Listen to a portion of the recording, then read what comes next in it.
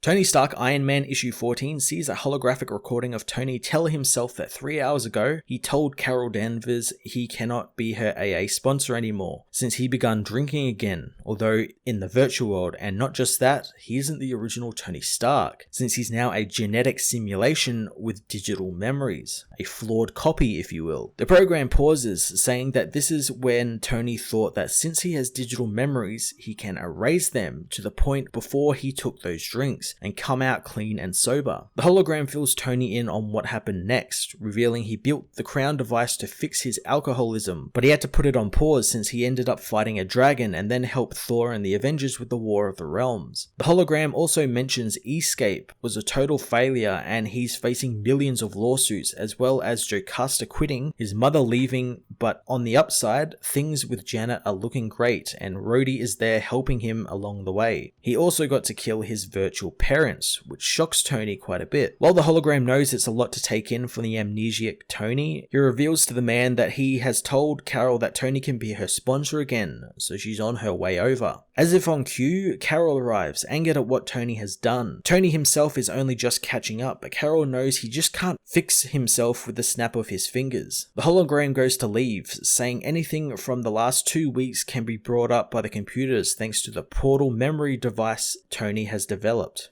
The drive, however, is missing, and suddenly the intruder alarms begin blaring. Downstairs, Bethany pursues the invisible intruder, shooting him in the back. The intruder is revealed to be Spy Master, who has the memory drive in hand. He shocks Bethany with a booby-trapped knife and knocks down Rhodey as he enters the Manticore. Tony and Carol arrive, helping up Bethany and Rhodes as Spy Master activates Manticore and targets Carol and Tony. Across town, Janet and Jocasta are shopping. The two women talk about Tony learning new things about his brain since coming back, and Jocasta knows it's because Tony is now just a biological simulation of his human self. Janet thinks her and Tony have a lot in common now, and that makes Jocasta angry, but Janet didn't mean anything bad by it. It's too late, however, as Jocasta thinks Janet and humans seem to have a different moral standard for beings like her. At Banetronics, Arno talks with the AI Howard Stark, wanting to know how his mother was brought back from death. Arno learns that Howard made a program out of Maria, reproducing her entire mind in engram recordings, which he then used it on himself, uploading it into the Arsenal robot, which he used to fight the Avengers one time. Arno watches as Tony causes Maria's systems to self-destruct, but wonders how the engram survived. He sees Tony later digging through the remains, downloading the data into his armor since he couldn't let his parents go,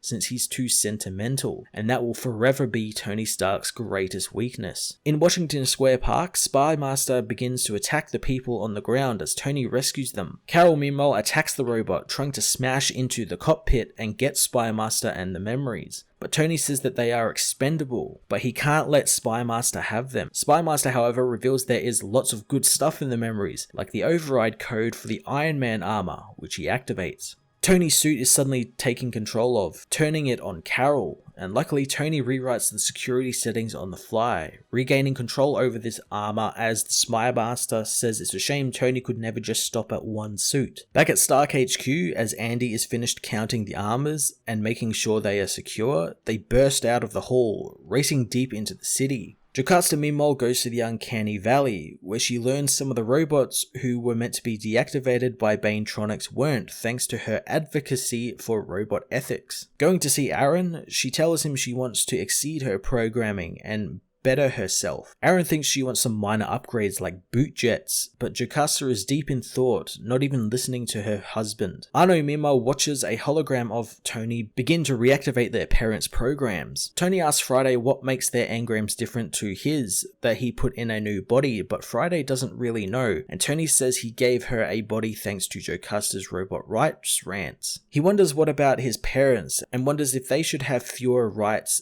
than her or Friday, and do they even deserve a real form? Tony decides that he will play it safe and put them in virtual forms first inside Escape.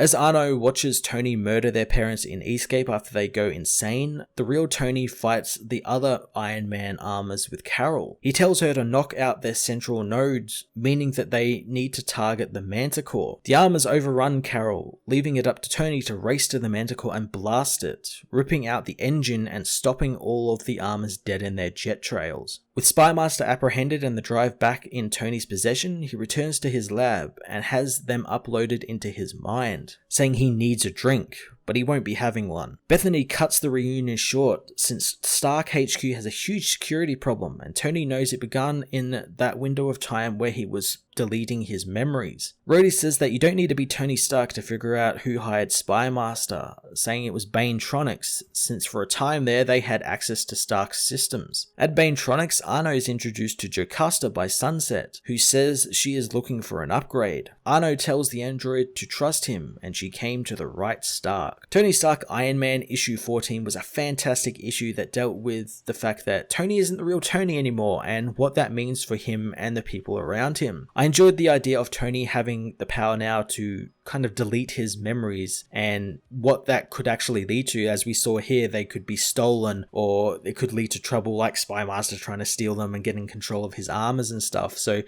couldn't be used for nefarious purposes as well, like making him forget things. And hopefully possibly stuff by Arno. I imagine they're going to be used by Arno a lot. Carol's part in the story was really interesting as well, and I like that it's something to kind of tether Tony to reality and make him kind of real, seeing as he was her sponsor and they're sort of helping each other with their problems. Kind of makes all that stuff that happened in Civil War like not even happen, which is really great because Civil War 2 was actually really crap. I'm going to give this issue an 8.5 out of 10.